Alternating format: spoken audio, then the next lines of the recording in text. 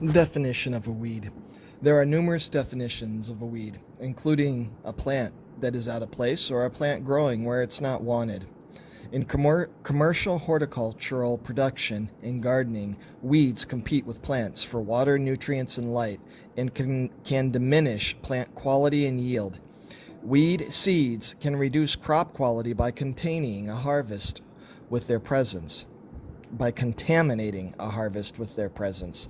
Some weeds may serve as hosts for crop diseases or provide shelter for insects to overwinter.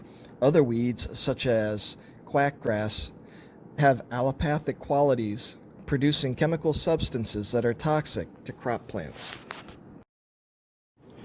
Cropland and rangeland acreage in the United States constitute nearly 1 billion acres across the country, with each farm needing to manage weeds in some way.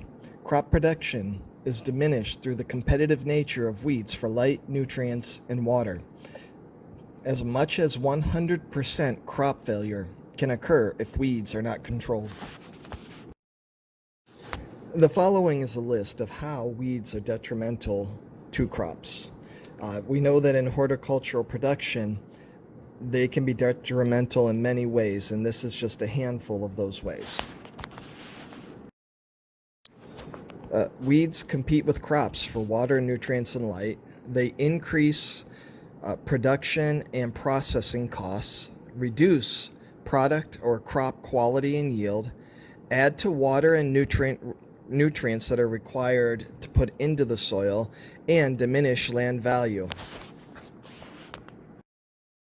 Weeds also damage watersheds and water systems, increase industrial and utility site costs. Weeds are hosts for insects and diseases, decrease wildlife habitat, displace what would otherwise be native or desirable species, and decrease water quality.